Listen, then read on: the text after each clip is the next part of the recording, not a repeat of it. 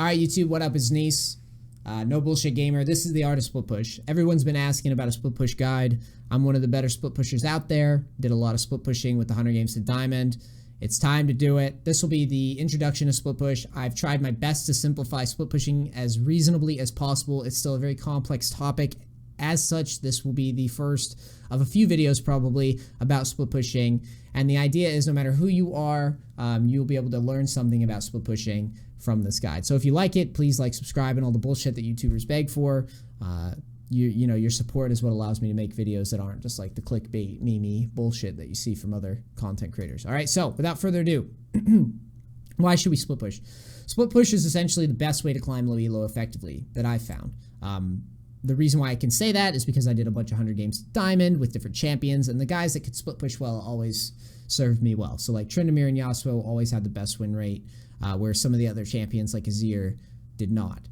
If you can master split pushing, you essentially master carrying low elo. Split pushers are primarily top and mid players. However, every role can split. Support, not so much, but you should at least know how it works, and this will be the ultimate split guide, okay? So, what is splitting? Split pushing is applying map and mental pressure by constantly pushing to objectives or towers in the side lanes, right? Primarily top and bot. It works because in solo queue there's a lack of teamwork. That's why splitting always has the highest win rates, because it abuses your understanding of the split push metagame. Your opponents won't really understand it as well as you do, and you can reliably control games. Okay, so what are the pros and cons of split pushing?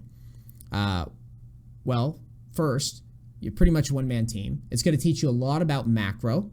And lastly, it's going to give you your highest win rate solo.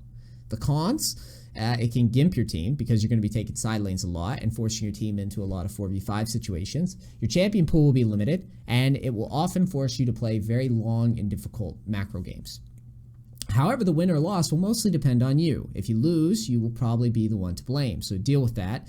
Either you didn't win lane hard enough, you made a bad flank, you didn't trade properly for objectives, you didn't dive when you should have, you misplayed on a chase and you got caught, you didn't put the right kind of vision down, whatever. So, now that we got the pros and cons out of the way, when do we split push? In order to split push, you need to be able to 1v1 everyone on the map reliably, or you need to be able to escape when multiple people chase you. Okay? You must also be ready to back and defend objectives, but as a last resort only. You're like the boss fight. Is generally how I view backing and defend objectives. You're probably going to have the highest XP in the room, so when you defend, it's going to be you are the final boss of the defense. Ideally, your teammates will turtle on objectives and will push objectives and force fights when enemies start to rotate to you. So if they see like 3 people chasing you, this doesn't always happen, but ideally they're going to push or they're going to force a favorable team fight while people are chasing you. Now this is a doozy. This is why I say split pushing is not a simple concept, because when I started like making this slide or the presentation, right, this slideshow, I started making it and I was like, damn, there's a lot to split pushing. So I talked earlier about the split push metagame, all right? So what is it? You are essentially telling your enemies when you start to split push, I can push here, so you need to deal with me or I will take your objectives. So when you go off to a side lane and you really push into enemy territory, you're telling your enemies that you can't catch me, you could try, I might kill you, take your objectives, or just run and waste your time, or flank and kill your team. So I've broken it down very simple into the 3 choices. You can fight, you can float, you can flank, all right? Fighting is diving, you're taking a tower, you're 1v1 and 2v1, 3v1, whatever. You are fighting with the intent to trade, win it, and take some objectives. Floating is when you can't reliably fight, like a 2v1, a 3v1. You can't really dive because the guy can hold you, but you want to draw bad chases and you want to take jungle camps because you can't really take the tower. All right, that's what a float is. And lastly, a flank is when you push to a tower and then you quickly rotate to your team in order to force a favorable winning team fight. That's fight, float, and flank, okay? So we've got these 3 options. How do you know how well you are doing? I've come up with these little situations to explain whether it's a great situation, an okay situation, or a shitty situation that you should avoid. Okay, so let's talk about the 3 great situational examples. And for all these, by the way, in future videos, I'll be doing a live review of one of my replays, and then I'll be using the concepts we talk about in this video to explain further. But I'm just giving you an idea, so when you try your split pushing in your games, you'll have a decent understanding of what the fuck I'm talking about. So a great situation is a successful 1v1 fight, and you take an objective. You're maintaining pressure, and you're winning objectives, right?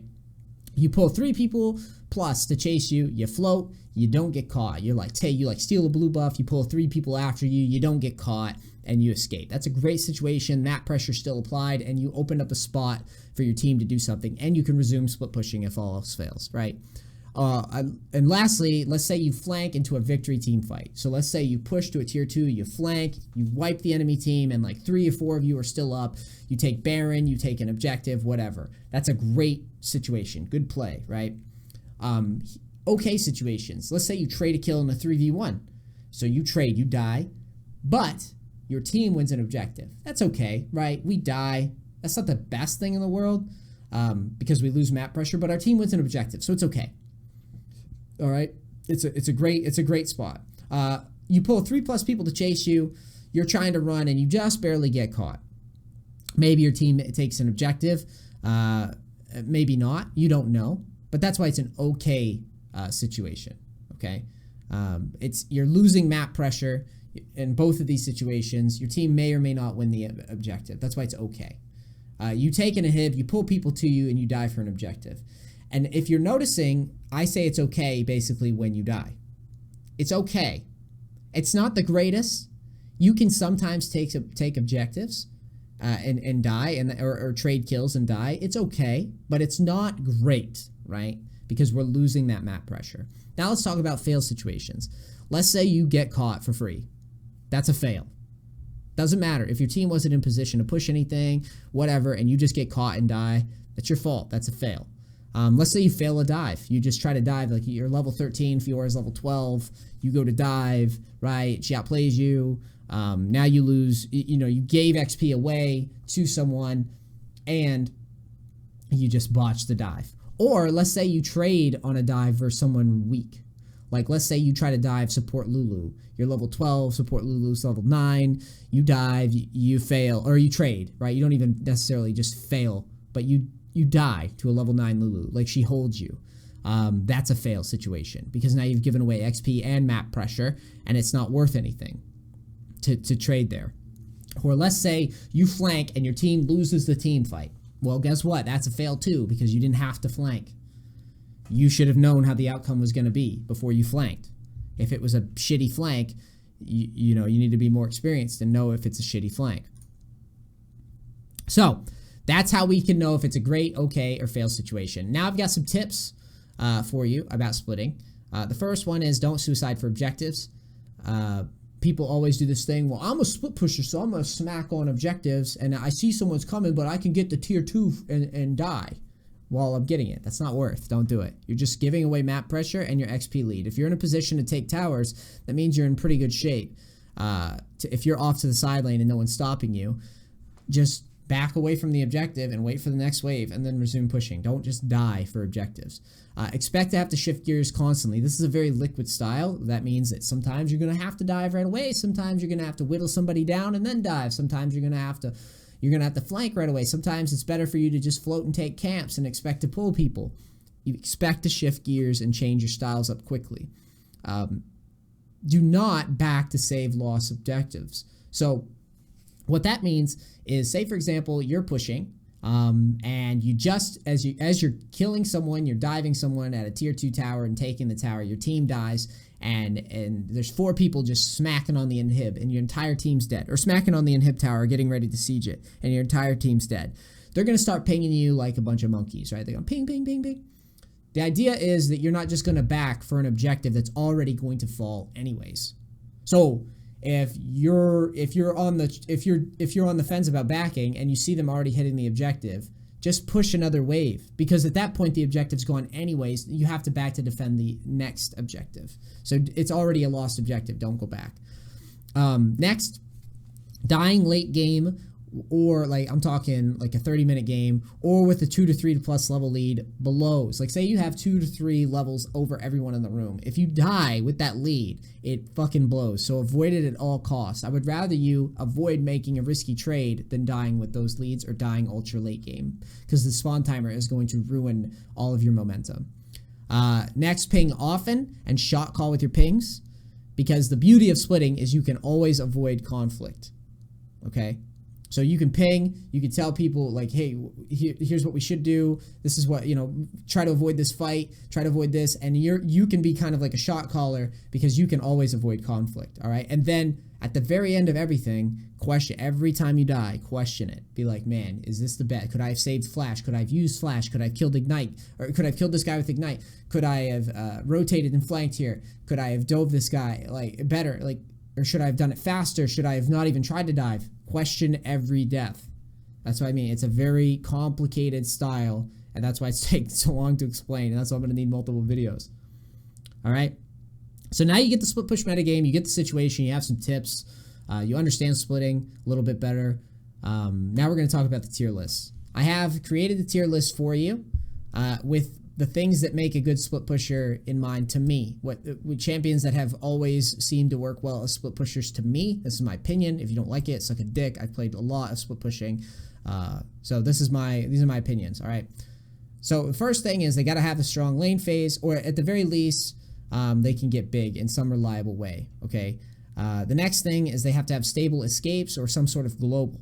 So you could try to catch me, all right, but it's not going to be easier. That's what it's part of that split push metagame. When you start split pushing, you can try to come down here and stop my split push, but it's going to be annoying and hard to do.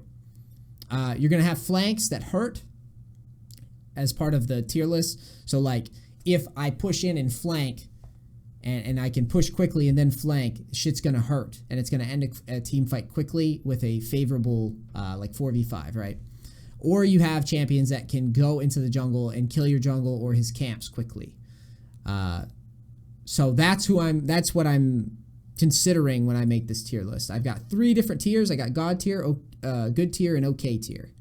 So for the God tier list, these are the champions that I've chosen. I've got Tryndamere, Jax, Zed, TF, Fiora, Riven. I can't just explain all of them in detail because this video is already dragging. But the idea is champions like Tryndamere, Jax, they're great divers. Whereas a champion like Riven is a great, is a great duelist for sure, but can also team fight and flank. Fiora is a great duelist. It pretty much, if she gets an even lane phase, she can fight just about anybody. TF has the global. Zed is a great diver or a great flanker. TF's a great flanker. You get where I'm coming from with these picks. Good tier. These are champions that, for whatever reason, they lack certain aspects. Where they can't reliably split push every fucking time, or they can't reliably get ahead every fucking time, or they're just simply not as effective, in my opinion, in certain aspects. So either their lane's too weak, or their dive's too weak, or whatever. So Yasuo, perfect example, has a great late game, kind of can struggle to get there sometimes, and can get caught because his escapes are conditional, but his late game's really good. That's why I put him on the good tier, and he served me well when I did the 100 games to Diamond. Gangplank, another one, global, right? He may not have great escapes, he has pretty good escapes when he gets to late game, especially with like the grass build. Talon, great escapes, great champion, can't really dive reliably per se, but can catch people on rotations, maybe do good flanks. Pantheon, kind of like a TF that's a little bit harder to play in the late game. Singe, yeah, he's like a staple split pusher, but at the same time, he can't reliably dive people, and he can't reliably win lane like some of the other champions can. Or he's simply just not mobile enough in terms of like he can get, he can't flank fast enough or what have you, right? Aurelia, pretty solid champ. I don't think as solid as the God tier list, but you get the point. And then lastly, I got some champions that are more okay, that can act as split pushers, but they're not necessarily the best split pushers. So you have champions like Yi, who can dive anybody. His lane or his jungle phase is like super weak. Vayne, same thing, lane phase super weak. Shaco can split all right, but it's not a fucking Tryndamere. It's not a fucking Pantheon. Jace can take towers fast, but can get caught very fast just as easily. Nasus, Alawi, and Yorick. These ones I put in their own column because Most of these guys are very immobile. If they get ahead, they can push and they can 2v1, but they're very, very immobile, which is something that I don't like on my split push. They work and they're effective, and that's why they're still on the tier list. If you notice, this is only a handful of champions. Some that I'm sure I'm missing some in here, but the idea is you can see what types of champions that I prefer over others. And if you have any questions, you can tweet me or whatever. Nice tweets. So yeah, I mean, that's pretty much it, guys. For the next video, this is the intro to splitting, right? This is the intro to the art of splitting. In the next video, I'll go over one of my own replays to explain some of the concepts that we talked about. And then I'll also be covering what to do when you have split pusher on your team using those videos. So I'll be like, here's what I'm doing. This is what my teammates should be doing. And I will just keep plugging away at these. And if you liked it, if you liked going over splitting and you like the complexity of it and you find it interesting, please sub, please like, subscribe. I guess I spelled that wrong. Share, and yeah, and just feel free to tweet me your question. I mean, I read the comments and I appreciate the comments, but I would rather, if you have something that isn't so like spammy or stupid, send me a tweet. I might be able to answer it. All right, I love you guys. I hope this video gives you a nice introduction to splitting so you can understand that split push metagame, like how it works, what you should be thinking, and, have a little bit of insight. And then I hope that the next video will further build upon that. All right, thank you so much. I love you guys. This is Nee, No Bullshit Gamer, and I'm out. Peace. Cracks. Thanks so much.